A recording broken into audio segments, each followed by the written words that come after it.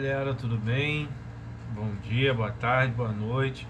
Professor Rogério aí mais uma vez falando, trazendo a aula de história aí para vocês. Como eu falei na aula anterior, hoje a gente ia falar um pouco sobre a escravidão no Brasil, para saber os processos, como ocorreu mais ou menos.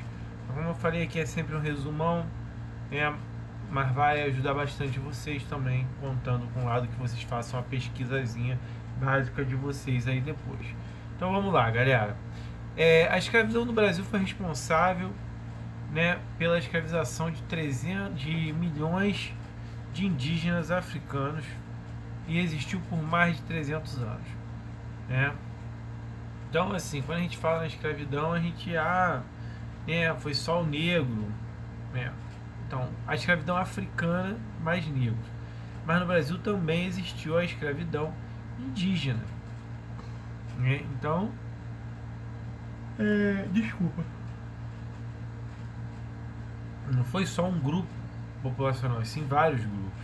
A escravidão no Brasil iniciou-se por volta aí da década de 1530, quando os portugueses implantaram as bases para a colonização da América Portuguesa, para atender mais especificamente suas demandas. A mão de obra para o trabalho na lavoura, tal como o processo, deu-se primeiramente com a escravização dos indígenas ao longo dos séculos XVI e XVII. E essa foi sendo substituída pela escravização dos africanos trazidos por meio do tráfico negreiro.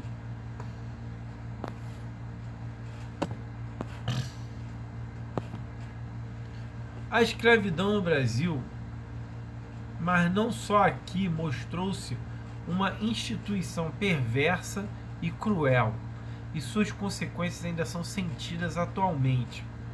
Mais de 130 anos depois que a Lei Áurea aboliu essa prática no país, a violência e a discriminação que os negros sofrem atualmente são reflexo direto de um país que construiu, por meio da normalização do preconceito e da violência para com esse grupo. Não só obstante, é sempre importante lembrar que além dos africanos, os indígenas também foram escravizados aos milhões pelos portugueses, que sua escravização também perpetuou preconceitos e violências contra eles. Na realidade, o europeu em geral, britânico, espanhol, português, eles eram muito, como se diz,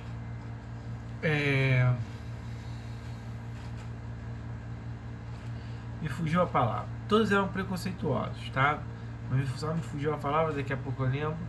Eles eram preconceituosos, não gostavam de outras espécies, eles se achavam sempre melhor, porque eles vinham num continente que já estava praticamente desenvolvido, aonde eles já tinham a metodologia deles de vida. O erro constante deles foi achar que chegariam aqui e encontrariam, como na África também, civilizações totalmente como se fossem animais, macacos, selvagens, que não tivessem organização nenhuma. Tanto aqui nas Américas quanto na África, eles deram com a cara, com os burros na água, pois encontraram civilizações altamente organizadas, hierarquizadas, civilizadas, dentro de cada contexto próprio, dentro de cada posição dessa população. Diferente, é claro, da deles, porque nada é igual. Então, com isso, eles se achavam sempre superiores, mas enfrentaram muitas dificuldades também para escravizar certos povos. Como começou? Saiu aqui, vamos voltar. Desculpa, galera. Como começou? A escravidão no Brasil tem como ponto de partida a década de 530, década de 30, período em que os portugueses deram início ao processo colonizatório. Até então, as ações haviam sido baseadas na extração Começa a falar que tá dando sono. A extração, acho que é a luz do celular, do monitor, né? A extração do pau-brasil. E o trabalho dos indígenas era realizado por meio do escambo. Assim, os indígenas interessados derrubavam árvores e levavam até a costa. Então eram pagos com objetos oferecidos pelos portugueses. Eu só queria aproveitar aqui essa palavra aqui.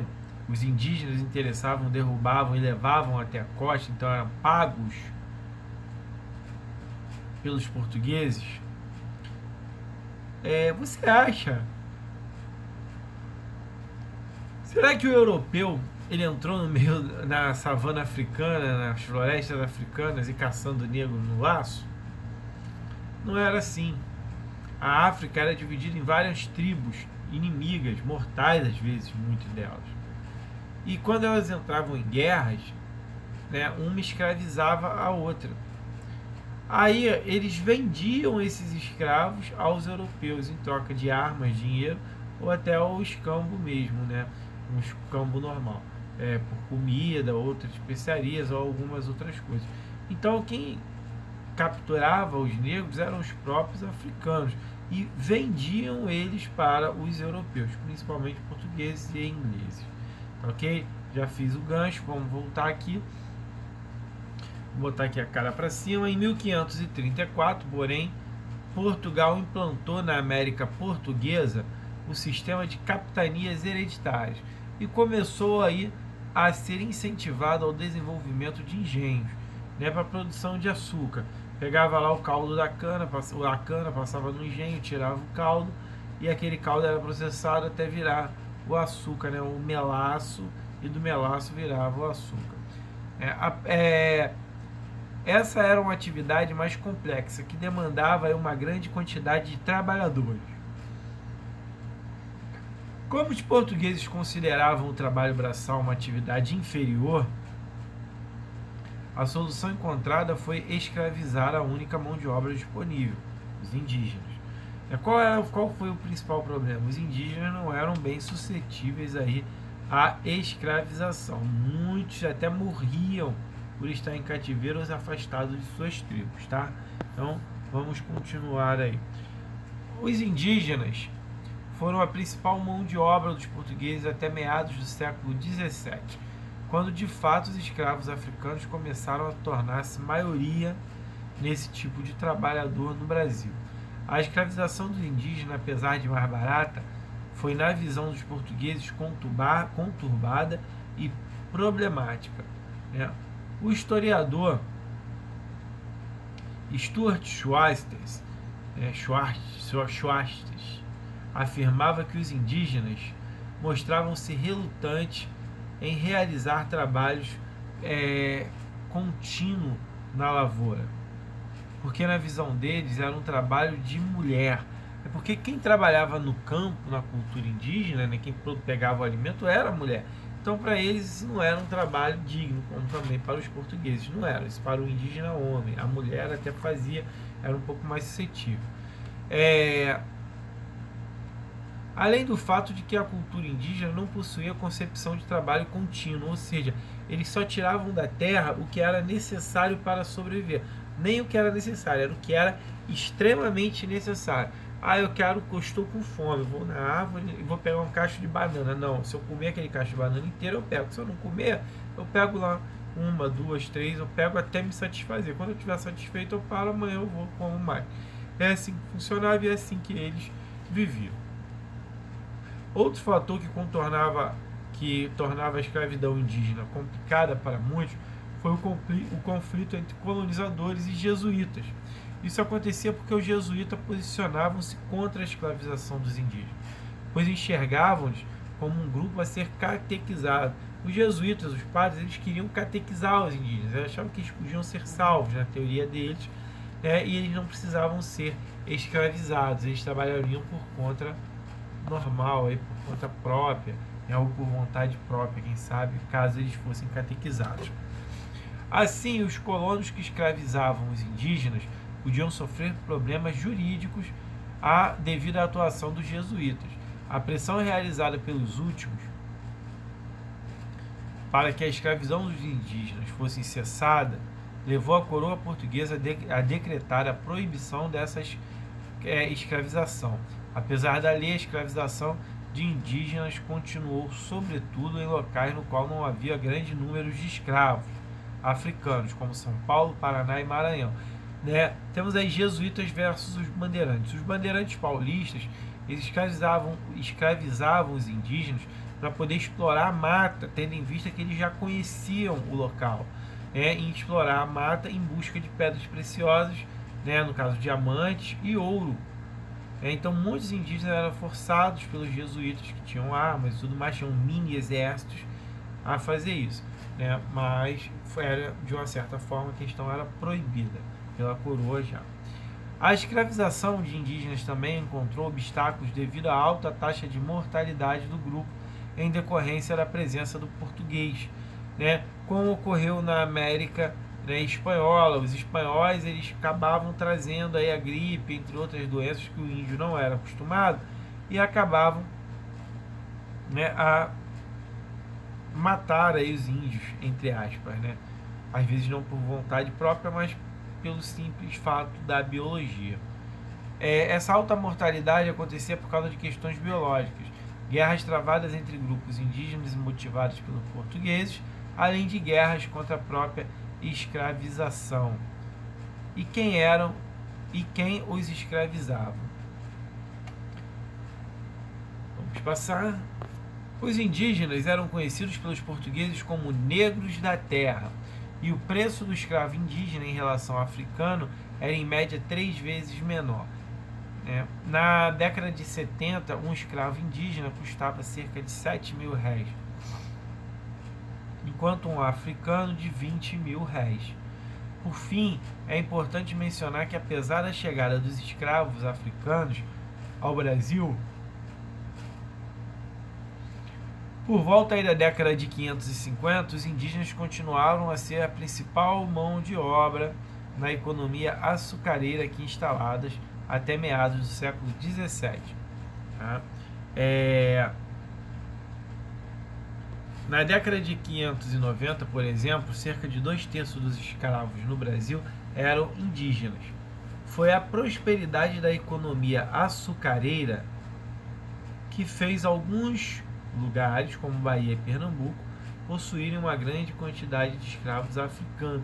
Mas por quê? Porque demandavam de uma grande mão de obra para a lavoura de cana-de-açúcar, para o manuseio do engenho da cana-de-açúcar, para a produção do melaço da cana-de-açúcar, para todo o transporte e tudo mais. E isso daí, os africanos eram melhores do que os indígenas, que eram mais suscetíveis aí à escravidão.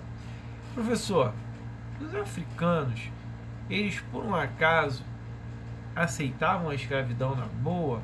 Então, os portugueses, os espanhóis, quem vendiam os escravos também passava a informação.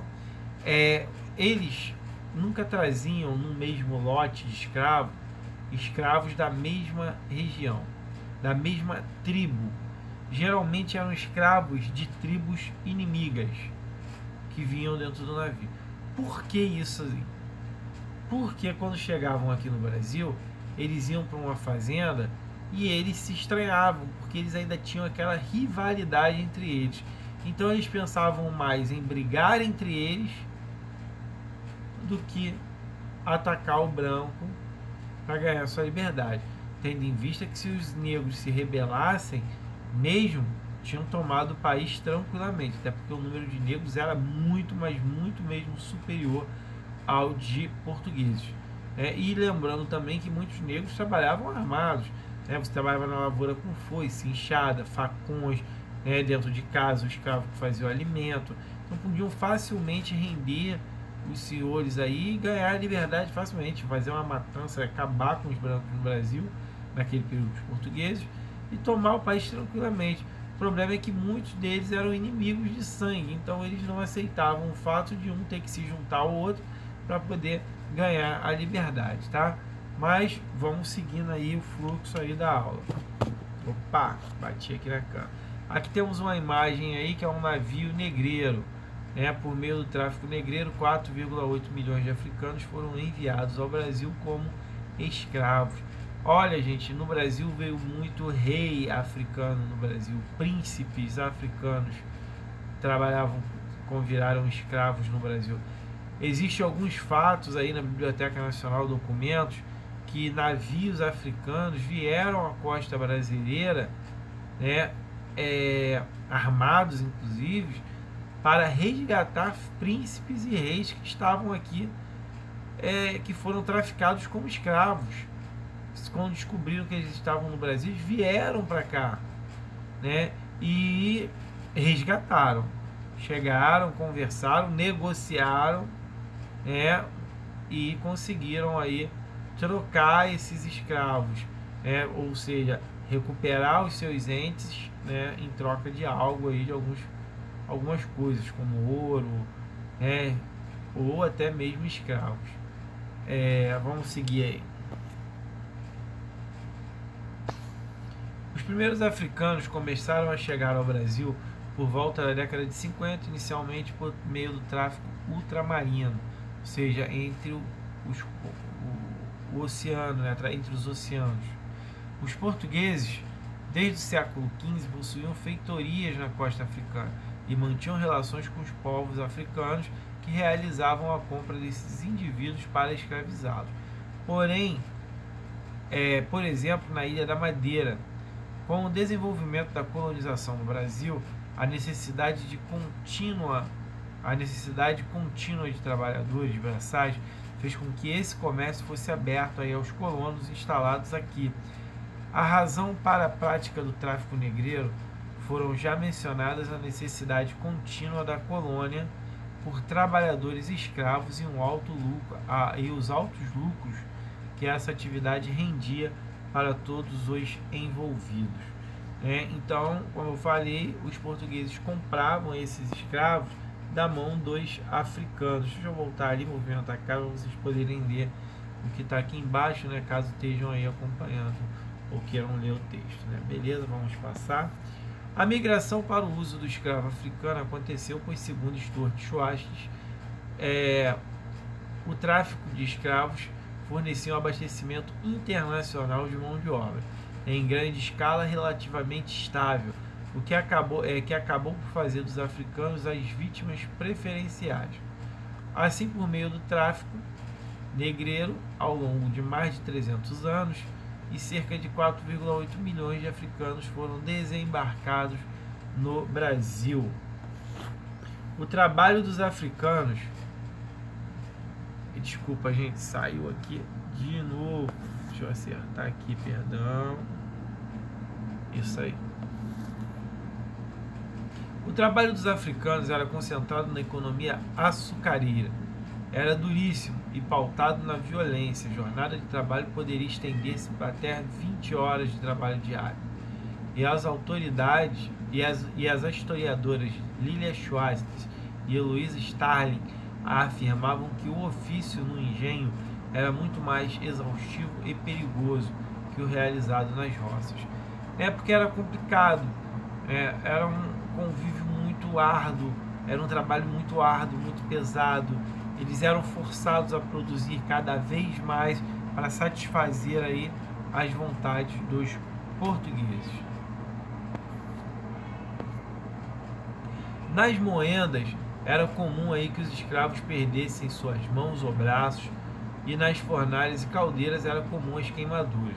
Nessa última etapa do trabalho era tão pesado que os escravos utilizados nela geralmente eram os mais rebeldes, ou seja, eram aqueles que mais davam trabalho. Então eles botavam ali, tipo como um castigo, e se aquele cara morresse era menos um que causaria problemas para o dono.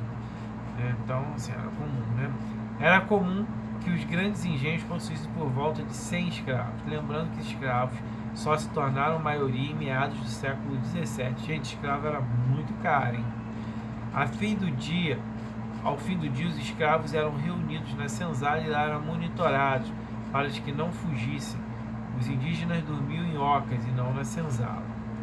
Eles tinham uma alimentação muito pobre e insuficiente, e parte de sua sobrevivência dependia aí da pequena plantação de subsistência que possuíam. mas só tinham o domingo para poder cuidar dessa plantação, né? Porque eles tinham a obrigação de cuidar da roça do patrão, cuidar da plantação de cana-de-açúcar, ok? Existiam escravos que trabalhavam no campo, nas residências e nas cidades. Os dos campos eram extremamente mal vestidos e muitos não tinham contato direto com seu senhor, apenas com o feitor ou capatazes lá que obrigavam, chicoteavam e que cobravam deles o trabalho. Os escravos domésticos tinham roupas melhores e contato direto com o senhor e sua família. Os escravos urbanos trabalhavam em diferentes ofícios, e os urbanos aí eram aqueles chamados escravos de ganho, muitas das vezes. A violência era algo rotineiro na vida dos escravos, e o tratamento violento dedicado a eles, né, tinha o intuito de incluí-los o temor de seus senhores. Esse medo visava mantê-los conformados aí com sua escravização e impedir fugas e revoltas. Uma punição muito comum era sobre eles era o quebra-negro, que ensinavam sempre a olharem para baixo na presença de seus senhores. Isso daí, na maioria das culturas, o escravo ele nunca pode olhar na cara do senhor. Mesmo na Grécia, em Roma, o escravo sempre olhava para baixo. Tinha que respeitar aí a figura do seu comandante, do seu senhor, seu dono. Além disso, muitos dos escravos podiam ser acorrentados para evitar que fugissem e usar máscaras de ferro, conhecida como a famosa máscara de Flandres. Era aquela máscara que botava na boca.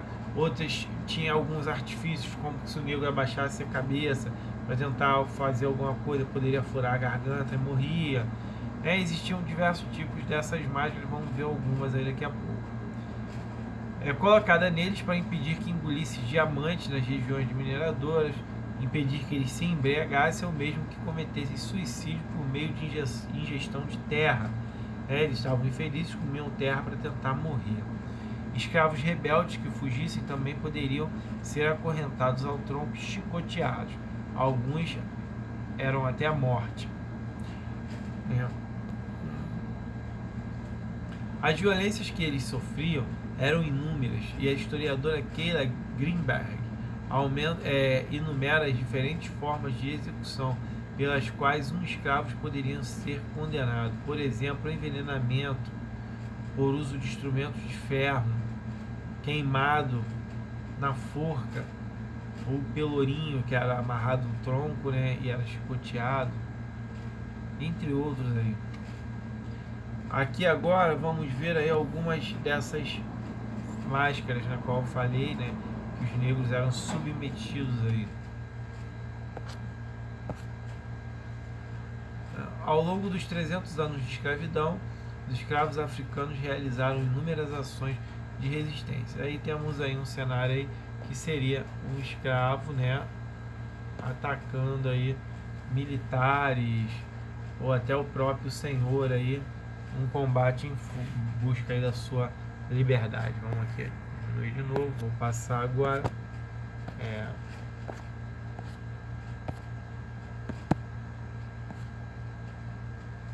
Os escravos, por sua vez, bati aqui. Os escravos, por sua vez, não aceitavam a escravização e as violências diárias de maneira pacífica. A história da escravização africana no Brasil ficou marcada por diferentes formas de resistência, que incluíam a desobediência, as fugas individuais, coletivas e as revoltas, a formação de quilombos, entre outras. O Brasil acabou sendo o último país da América a abolir a escravidão. Isso aconteceu por meio da famosa Lei Áurea, que foi aprovada pelo Senado e assinada pela regente do Brasil, Princesa Isabel. O fim da escravidão no país, no entanto, não foi um ato de benevolência da monarquia, mas sim o resultado da pressão e do engajamento da população brasileira. Isso daí foi um sério problema. Nesse período, existiam pessoas que queriam que a abolição acabasse, que a escravidão acabasse, e outras que não. Muitos senhores, muitos coronéis do café, né, donos fazendeiros tomaram grandes prejuízos com o fim da escravidão. Porque quando houve o fim da escravidão, os negros foram embora em demandada. E nem a maioria não olhou para trás. Claro, justificável. O cara estava preso, escravizado, não queria ficar ali. Um grande problema isso aconteceu, gente. Por quê? As fazendas, muitas quebraram, porque não tinha quem colhesse a lavoura. Beleza. O dono também não tinha dinheiro para pagar uma mão de obra italiana, né, europeia, que estava no Brasil, até porque ele estava o investimento dele na lavoura e nos escravos. Ah, mas não estou defendendo ninguém. Mas o que aconteceu? O escravo também foi marginalizado, porque ele ficou sem o trabalho dele no campo. Quando ele foi para a cidade, os brancos na cidade não davam emprego para ele. Então o que aconteceu com os escravos libertos? Acabaram dormindo na rua, né, cometendo pequenos delitos para comer, e isso acabou aí nessa marginalização do negro que a gente vê até hoje em dia. Tem muita gente que acha que porque a pessoa é negra que é um marginal, e não é bem assim, sabemos disso, né? Sabemos também que praticamente 99% dos brasileiros, né, tem sangue negro nas veias, né? Nós somos uma nação miscigenada, totalmente misturada. É hipocrisia um brasileiro falar que ele é totalmente branco ou que é totalmente negro, porque ele também não é totalmente negro, também não é totalmente branco. Ele é uma mistura, né? Então, nosso sangue é uma mistura, o DNA é uma mistura. Tá ok, gente? Então vamos lá. O movimento abolicionista ganhou força na sociedade na década de 1870, com o fim da Guerra do Paraguai. Mas questões relativas à abolição já eram debatidas, mesmo que timidamente, desde a independência brasileira, embora o seu ponto de partida seja o decreto da Lei Eusébio de Queiroz, que proibiu o tráfico negreiro em 1850. Essa lei também surge por causa da pressão da Inglaterra, que estava aí reclamando, né, e querendo investir no Brasil, mas com o Brasil cheio de escravos, a Inglaterra não tinha o que investir, porque escravo não tinha salário. Então como é que eu ia investir nesse país, montar empresas aqui, indústrias aqui, porque na Inglaterra a industrialização lá já estava bombando, eles queriam novos mercados consumidores para vender esse produto, mas se aqui tem escravo, que escravo não tem salário, é a maioria da população, então como é que fica, né? Então a Inglaterra estava pressionando aí para acabar mesmo com a escravidão, principalmente no Brasil, porque se tornaria um grande mercado consumidor futuro para a Inglaterra. À medida em que o movimento abolicionista ganhou força, diversas associações em defesa da causa começaram a surgir no país. E suas formas de luta contra a escravidão foram variadas. Advogados começaram a defender escravos contra seus senhores em tribunais, e jornais começaram a publicar artigos de defesa da abolição, e pessoas comuns começaram aí a abrigar escravos que haviam fugido. Escravos que fugiam, que iam para quilombos, entre outros. Os escravos também tiveram um papel essencial na desestabilização da escravidão no Brasil, né, e resistiram aí realizando fugas em massa, organizando revoltas contra os seus senhores, algumas das quais levaram à morte de senhores de escravos, formando também os quilombos, sobretudo nos arredores do Rio de Janeiro e de Santos. A força da pressão popular por meio do movimento abolicionista e as constantes revoltas dos escravos criaram aí um clima que obrigou o Império a abolir o trabalho escravo em 13 de maio de 1888, com a famosa Lei Áurea. A abolição do trabalho escravo foi recebida com festa pela população brasileira, entre aspas, entre os negros, os brancos não. Os escravos libertos, os brancos são a minoria, os escravos libertos, porém, continuavam a sofrer o preconceito com a falta de oportunidade, como eu falei ali um pouquinho atrás. Não houve um preparo da sociedade para isso. Deveria ter havido um incentivo, quem sabe, você contrate. Eles não precisavam, talvez, sair das fazendas que eles trabalhavam. Eles poderiam continuar nas próprias fazendas, passando a receber alguns salários. O problema também era a intolerância. Muitos dos senhores não queriam pagar salários para os negros que eram seus escravos. Eles ficavam com aquilo na cabeça. Era meu, era minha peça, eu comprei por que agora eu tenho que pagar para ir trabalhar para mim? Eles entendiam dessa forma. O negro era uma mercadoria. Viu? Saúde com o negócio aqui de novo. Desculpa, gente. É a terceira vez que eu meto a mão aqui, esse negócio sai da posição. Os negros para os portugueses naquele período eram mercadorias. Então, galera, olha só. Vamos encerrando aí com isso a nossa quarta aula. Vocês deem uma olhada, deem uma pesquisada também, tá? Dúvidas, vamos lá, pergunta, bota lá nos comentários do videozinho, tá? Tamo junto. E assim, em breve já teremos aí a nossa revisão para a prova, vai estar baseado no que foi passado, nos exercícios passados. Hoje não teve exercício, mas eu já vou passar aí junto com a revisão.